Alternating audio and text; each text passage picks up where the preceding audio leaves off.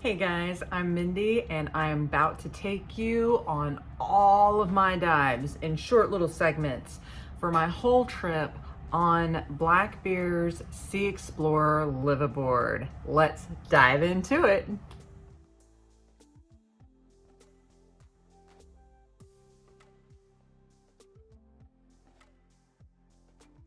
All right, first off, I just want to do a little disclaimer. These are not in the order that I dived them in. So, Dog Rocks Wall. This was a cool dive, pretty easy, no current, really rich, obviously, coral and reef life here. This is where I did my touch the butt, as Nemo would say. I touched the 130-foot depth in my recreational diving. This was a very first for me, so this segment of video is near and dear to my heart. It is the proof that I made it to my limit. I don't know if I will pursue tech diving and reach deeper depths. I was pretty excited though, just to get to 130 feet on this one dive alone. It was pretty exciting. I was diving air. I dove air the whole trip. They do not offer nitrox, so if that's something that you would prefer, I don't think they can do that for you on Blackbeard, so just be prepared that you will be diving standard air. And so here I come to my 130 mark. Unfortunately, I could not stay long. The current was ripping a little bit at the surface, and so I had a little bit of a struggle to get down to where the waters were calmer, but there it is, 130, right at it. Boom. Checking my Garmin, double authentication, and you will see that I also only had 4 minutes before my deco hit. So I was just like, all right, I'm here, and up I went.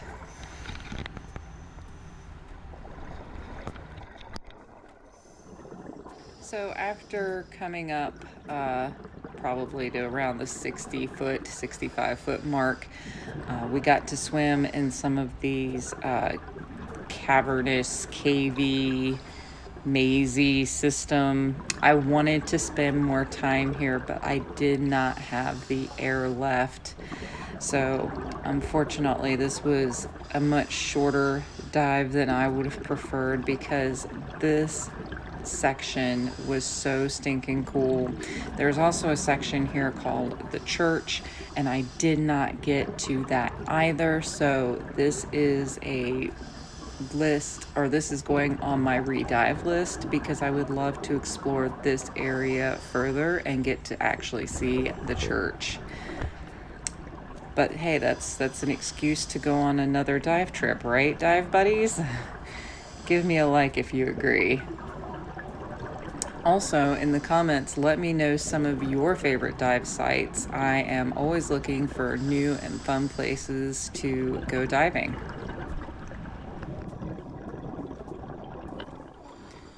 So we're coming to the end of this first dive here that I'm showing.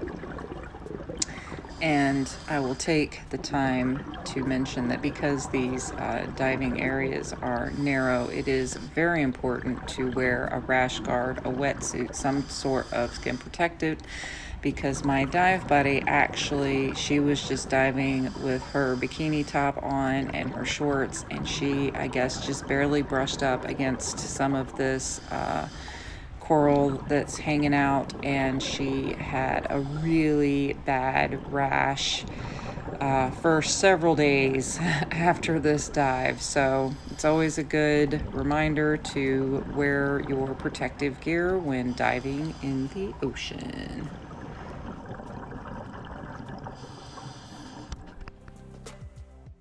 So here we are. Sorry about the blurry shot, humidity and all, but this is the blue hole. This was my first time to the Blue Hole. It's my first time ever seeing anything like this underwater. I was just blown away. Like, as I'm coming up to it, it's just like the edge of a cliff.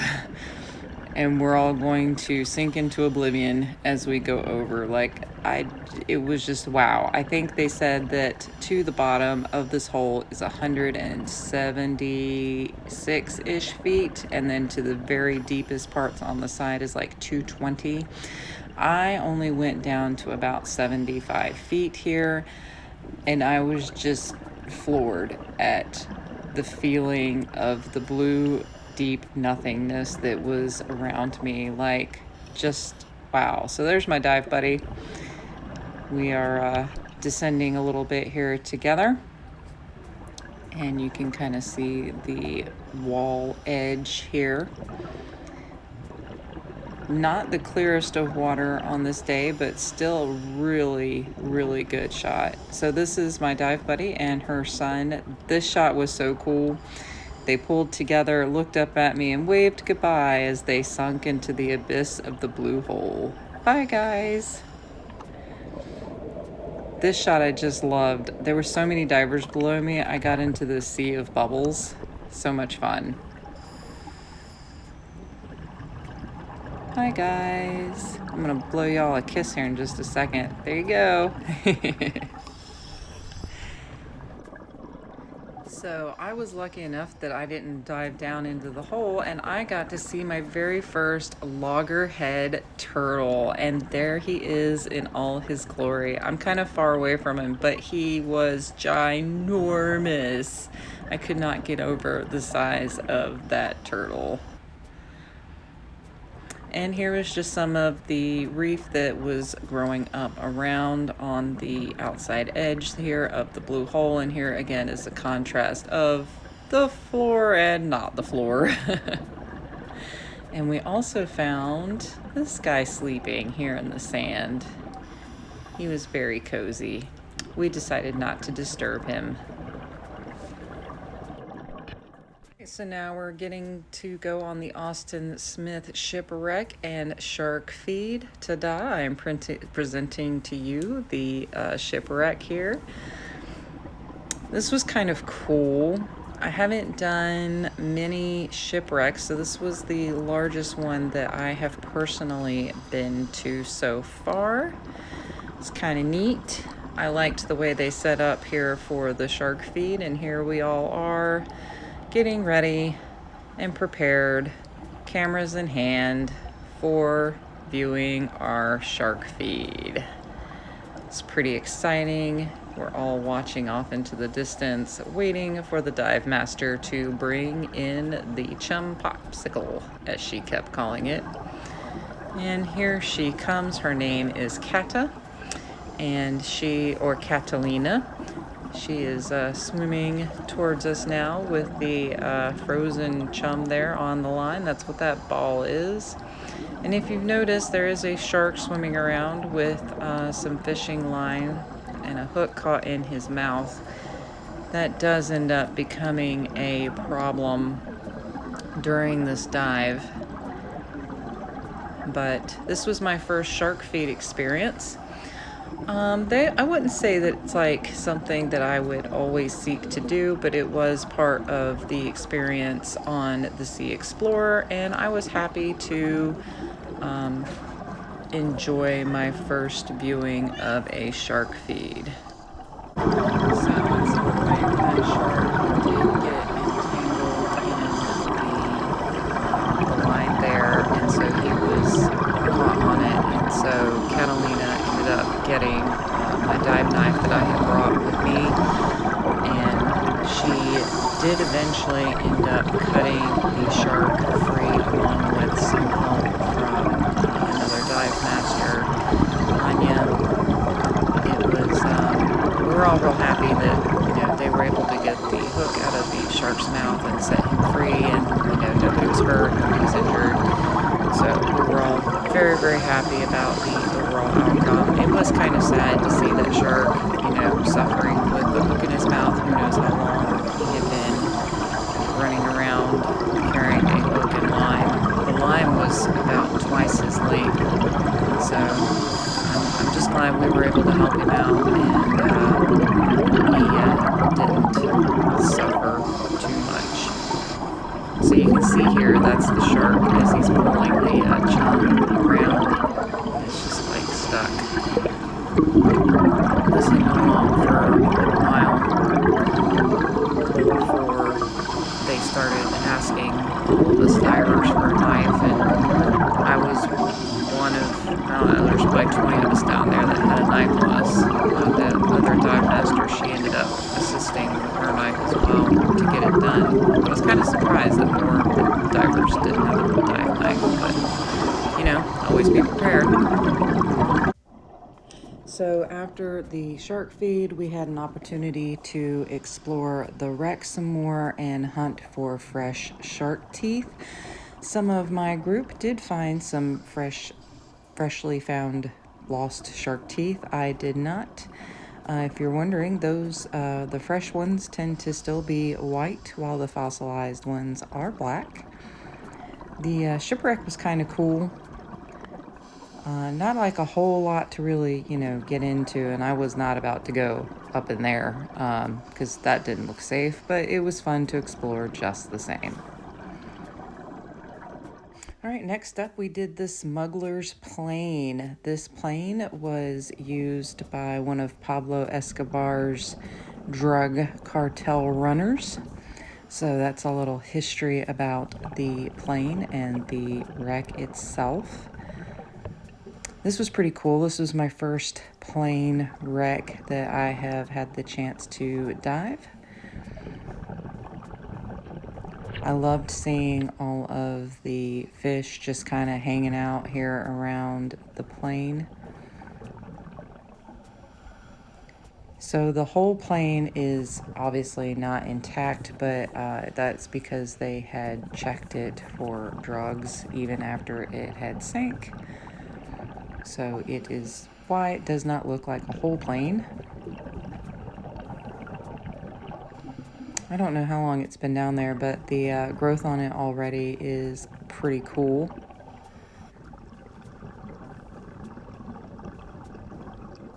So this site we also did a night dive on, and that'll be coming up next.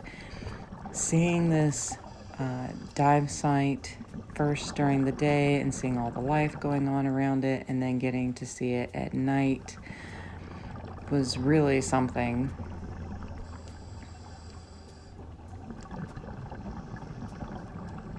The plane here, the propeller and the engine, that was really neat. I really thought the growth on this section was pretty cool.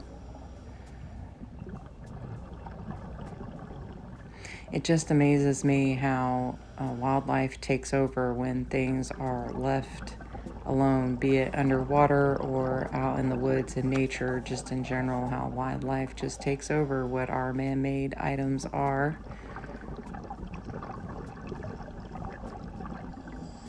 This was really neat here, this whole school of yellowish fish hiding up in there.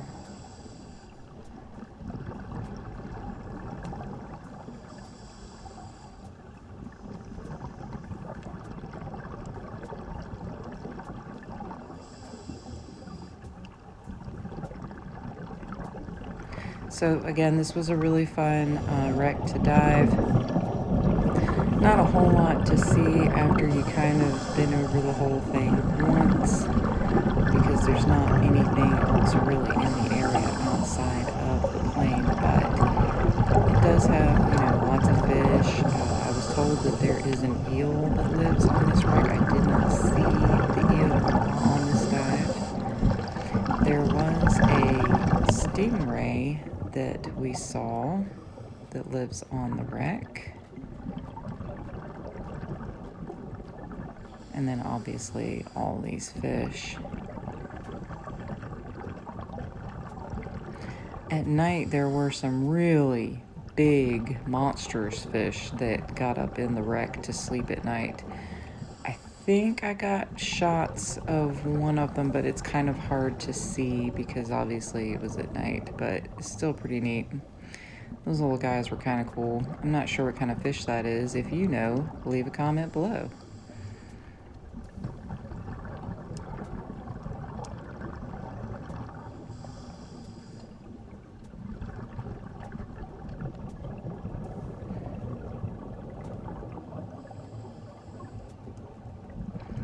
So really fun, beautiful wreck.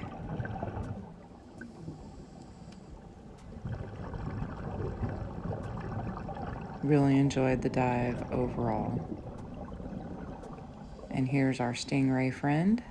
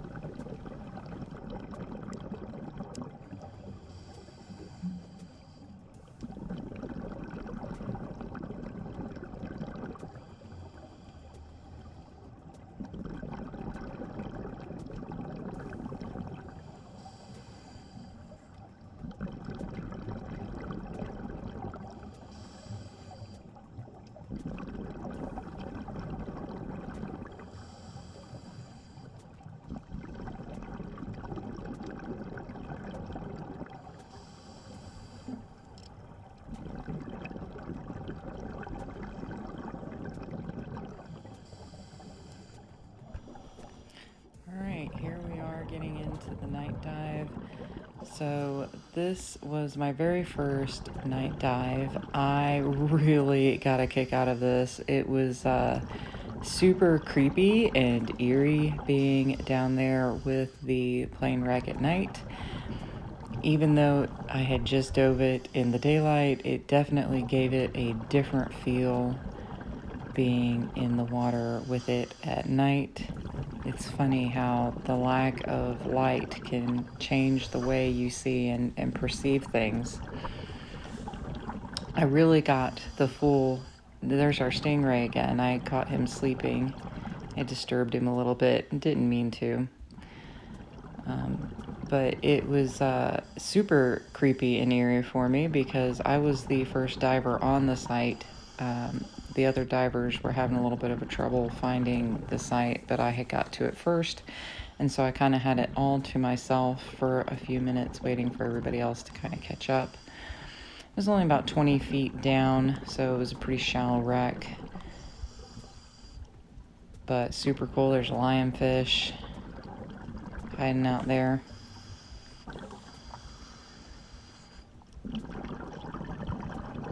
And it was also amazing to me to see how much the wildlife changed from day to night. Definitely a lot less movement at night. Way less fish to see. However, we did see a few things that we did not see during the day. And we will get to that here in a minute. So the video just really doesn't do it justice. You have to like be there in the water yourself. See, there's a crab. He was just munching big old crab.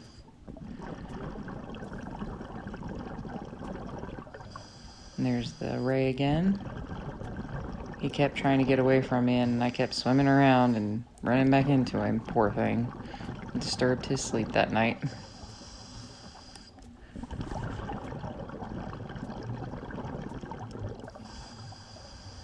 But yeah, being with the wreck in the water at night, it was definitely strange to say the least. And if I turned my light off, it was pitch black, not an ounce of light to be seen, especially not until the other divers showed up. And I was able to play, check out those little, I think they're spider crabs is what those are called. Found those hiding.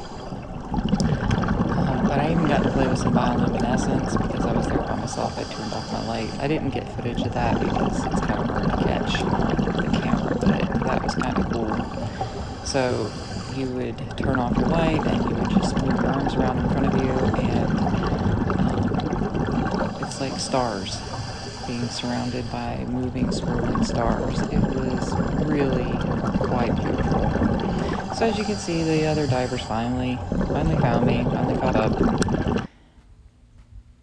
So the washing machine, this was fun.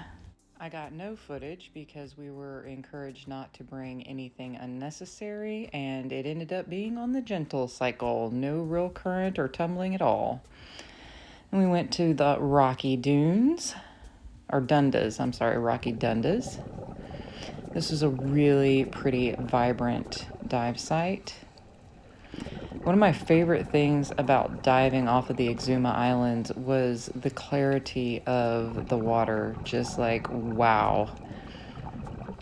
So clear, so beautiful. And the whole area is protected, and so the wildlife is rich and healthy, well cared for.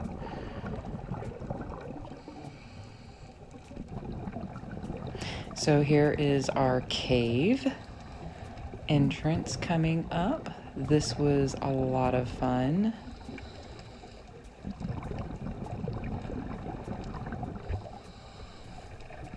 This was my first cave of this kind.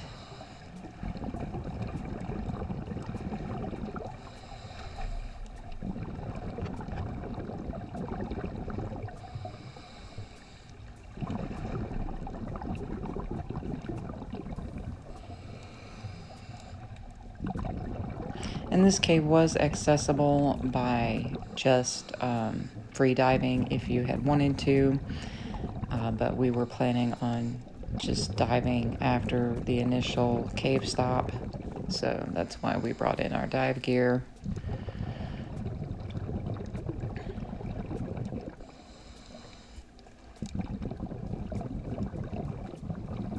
I was so fascinated with what was under the water, like I almost forgot that, oh, there's stuff to look at above the water.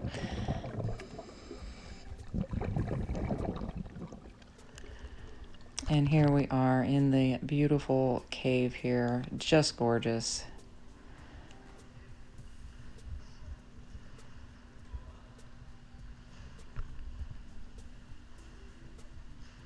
And the opening to the sky.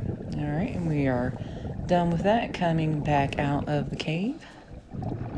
So this site I really enjoyed. I got to see a couple of sharks, which I did get some footage of. One of them is coming up here in just a moment. I caught him or her sleeping. That was fun.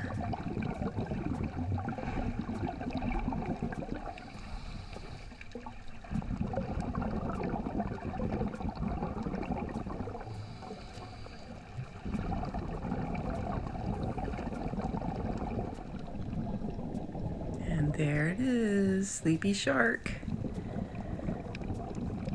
I'd say the shark was probably 4 foot long. So not like the largest shark ever, but still fun. Just the same. So one of my favorite things about this dive site was the site was shallow, so it was around 20-ish feet as well. So you really got the good color, didn't lose too much. And the way that the kind of coral and rock and the sand kind of moved and made ridges, and it was just really neat. All the little crevices and things to kind of peek into. And I didn't even get footage of all of them, but it was really neat just to kind of, swim around and check it all out. Really enjoyable, very relaxing. And this coral, large coral that I'm about to show you, is supposed to be an endangered piece of coral, and there were only 2. I can't remember the name of what they said it was. But it wasn't this one. This one was cool.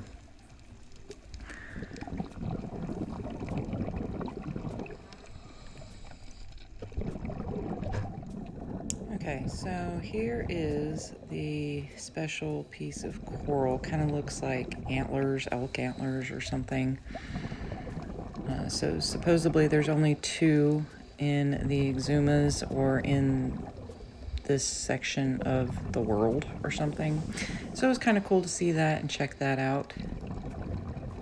And here was the second cave that we were able to explore.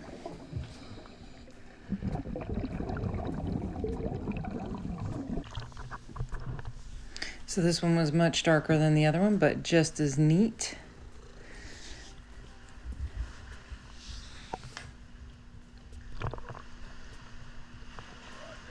It's a really fun dive site. I highly recommend doing it if you get the opportunity to.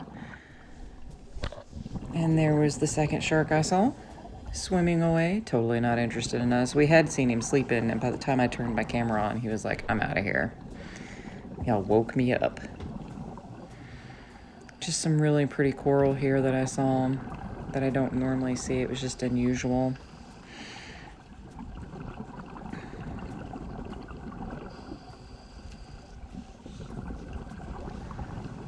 At some point, I'm going to have to learn all these different types of coral so I can tell y'all about them as I find them and see them.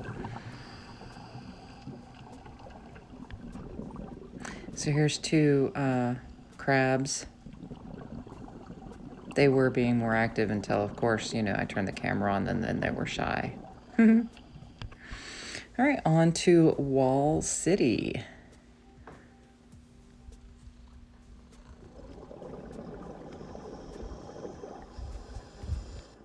So the viz wasn't super great here, not a whole lot to see. We were trying to get in our deep dive on this particular dive.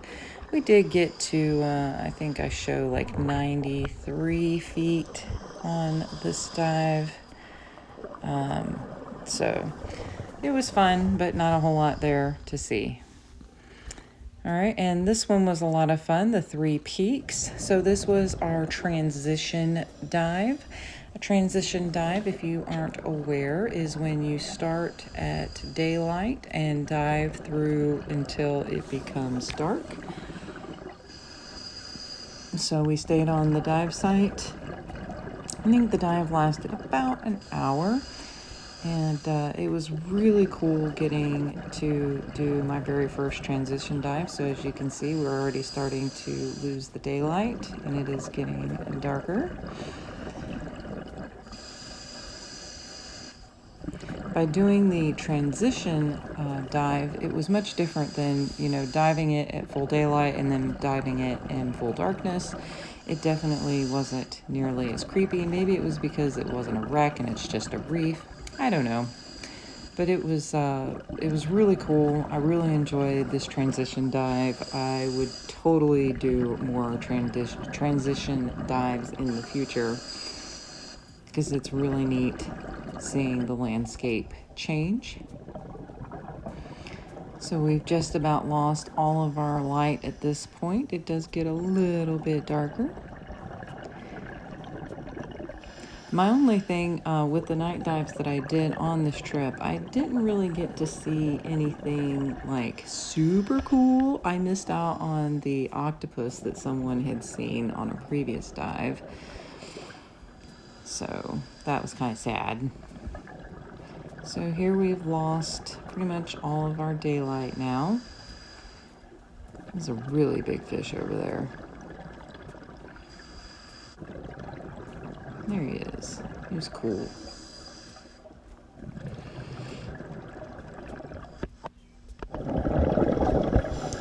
And there is a ginormous lobster. He was humongous. The video does not do justice at how large he was. Like, wow. He was one of the biggest lobsters I've ever seen. Ginormous. All right, and then off to Danger Reef. This reef was cool. I wouldn't say that it was much different than some of the other ones, but I did like all of the fishies.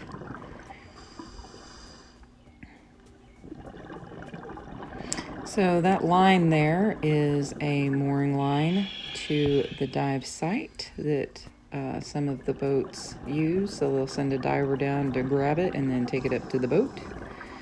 I liked the swim throughs here. That was some of my favorite stuff. I just love swim throughs.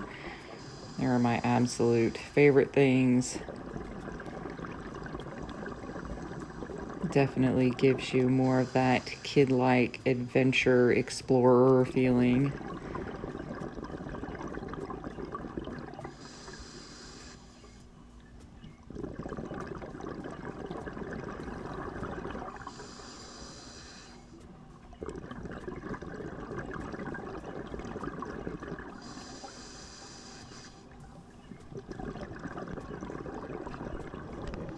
And here are some of my dive buddies coming out from behind me through the swim through.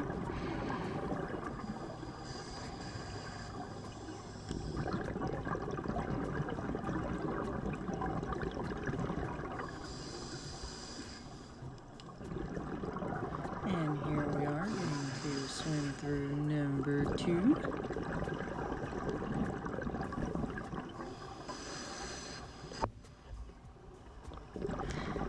One of my favorite things is when some of these swim throughs like this one, they get narrow, and so you have like a judgment call. You're like, do I think I can fit?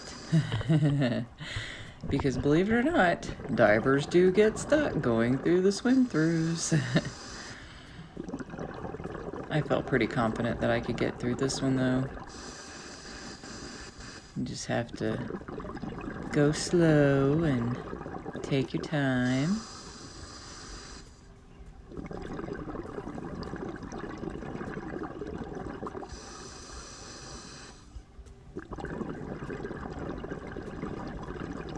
Totally worth it.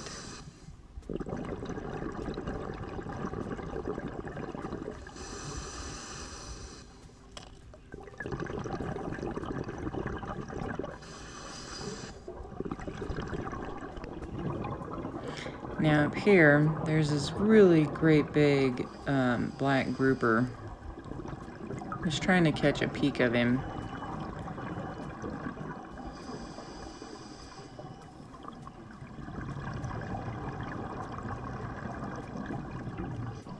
There he is.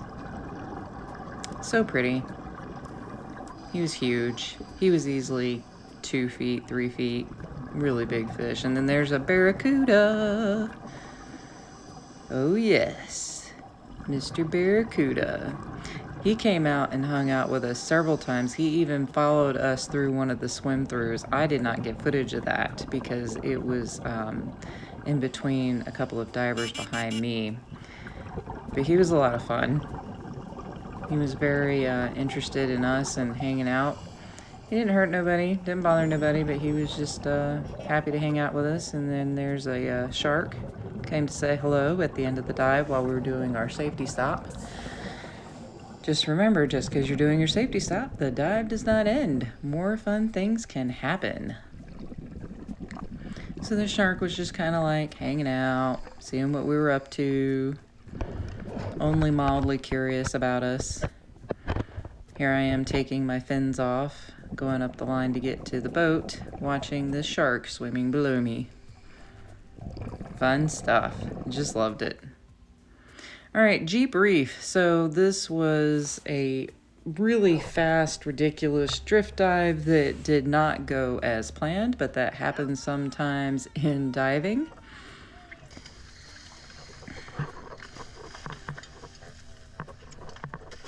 And splash, here we go. So it started out kind of okay in the beginning, but then the current really picked up and it became a whole thing. We blew through a reef that was supposed to take us 45 minutes in like 15. So yeah. Fun stuff. There is actually a Jeep on this reef. That's why they call it Jeep Reef. I did not see it. I've heard that it is quite overgrown and hard to even tell it's a Jeep. But, you know. All right, so here's the maze. We did some exercises here at this site. That is doing light recovery practice. And there's our barracuda friend again. We were making jokes as to whether or not it was the same one following us from dive site to dive site. So, Parrotfish Reef, lots of parrotfish. Like, I had no idea that there were so many different types. This is a parrotfish. He's really pretty. So we did this one also at night as well. I did not do night footage of this dive because this was actually my very first night dive and there was some current, so I didn't bring the camera, but the reef was really pretty. It was not like a great dive for footage anyway, so you didn't really miss anything. More beautiful fish, like they are just so pretty and huge. Like, he was huge.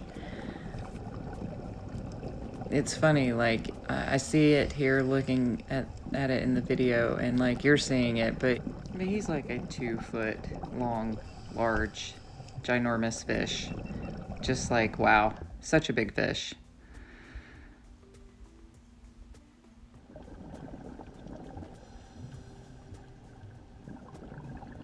So here's those little, what are they called? Christmas tree something, and they're fun. When you flash water towards them or move water towards them, they suck into themselves. Those are always fun to play with. Hammerhead Gulch.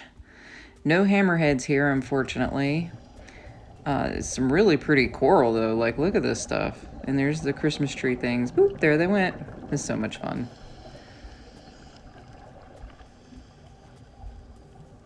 And check out this here. Boop. Just all the fun little things. Like, I see stuff like this all the time and don't always catch it on video, but this one was cool.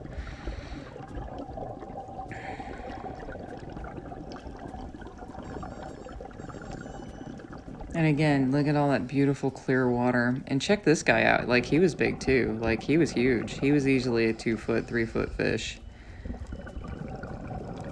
He's like, leave me alone. I was having a good day.